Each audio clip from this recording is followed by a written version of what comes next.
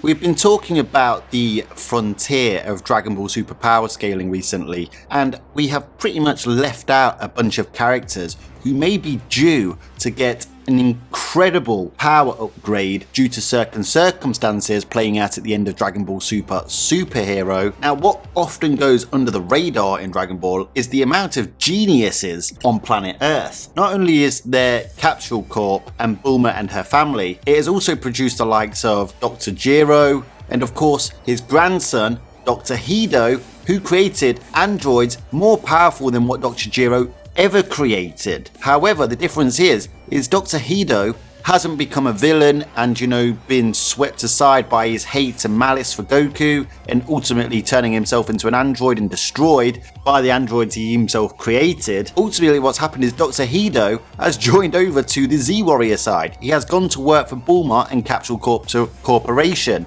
Now, he's a genius, and all he ever really needed was the resources to carry out his projects, and obviously Red Ribbon Army somewhat bribed him into creating Cell Max, who, if we go by Toriyama's word, if what he was complete, he would be the strongest mortal at least in Universe 7. Of course, he also created the Gamma androids, which seems to be an easier project for him and a project he was quite happy with, who are continuously compared to Goku and Vegeta throughout both the movie and the manga adaptation. Now, obviously a lot of people are speculating that Carmine, who's still alive after the superhero events, who worked for Red Ribbon Army and still has all the resources, that could potentially see him unleash another Cell Max and potentially even a complete Cell Max. Who knows, maybe Frieza will find a way to get him involved in his project. But ultimately, Dr. Hedo could technically do the same thing. He knows how to create a Cell Max. Of course he wouldn't, because he knows the monstrosity that Cell Max is and he doesn't have evil agendas. Now he's got the resources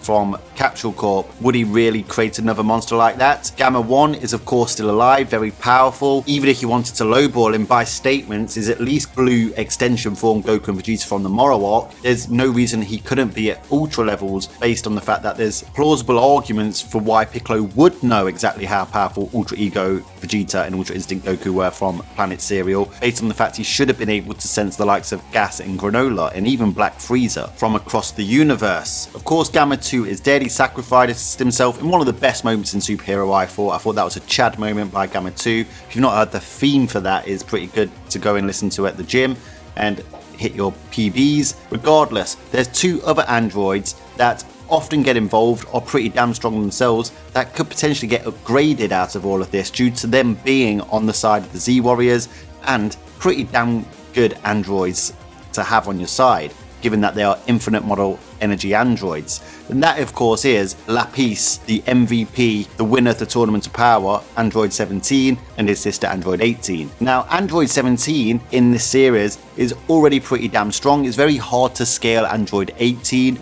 She never really gets placed anywhere. We just know she's stronger than Krillin, potentially slightly weaker than Piccolo, or is she? It's hard to really determine, and I'm talking about base Piccolo there, not his new lime green form or his orange form or his journey through each different type of fruit. However, based on Android 17 shown in Dragon Ball Super, he was clearly as strong, if not stronger, than Super Saiyan 3 Goku in the Tournament of Power. If you looked at the anime, people were scaling him up to blue extension form levels based on his feats against Jiren and fighting alongside those forms against Jiren in episode 127, though I'm not too sure about that myself, and everyone knows I'm a Lapis Legendario. However, he is an infinite model energy android, so even if he wasn't the strongest, if it's a battle of attrition over a long period of time, as we saw with the Tournament of Power, by the end of the Tournament of Power, he should still be able to output the same amount of destructive capacity due to the type of android he is. Android 18 as well, but I think we get that Android 17 is stronger than Android 18, and that's always really been the case. Still, in the Moro arc, Android 17 and Android 18 made an appearance again, because Android 18 always makes appearances, but like I said, she doesn't really get placed anywhere. Let me know your thoughts on where Android 18 places down in the comment section if you think you figured it out. Android 17 in the Moro arc mollywopped another android,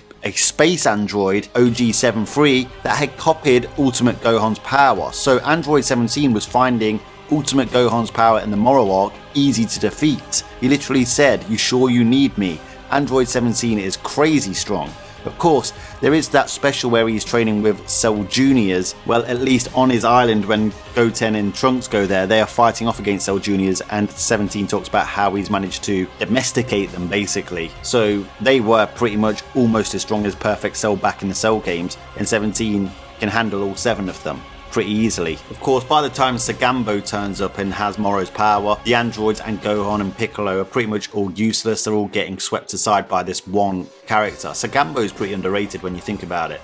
However, 17 is pretty damn strong, and with Dr. Hedo now on side, there's no reason why he wouldn't know a particular method that could actually upgrade the android's power. That could go for the Gammas as well, but he likely knows exactly how Android 17 and Android 18 were made.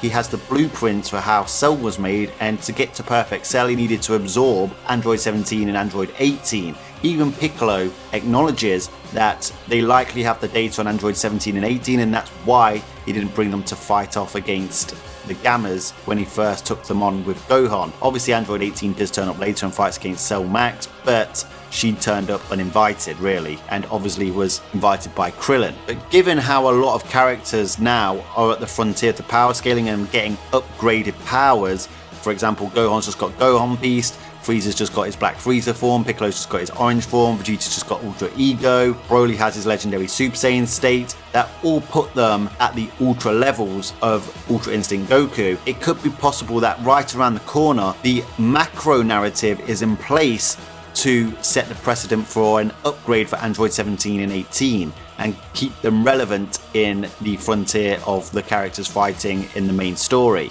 I don't think they'll just be swept aside, as well as the fact that they are infinite model androids. If they're at a similar level to you, you're in trouble because you have to defeat them very quickly and physically harm them that much that you put them out of commission.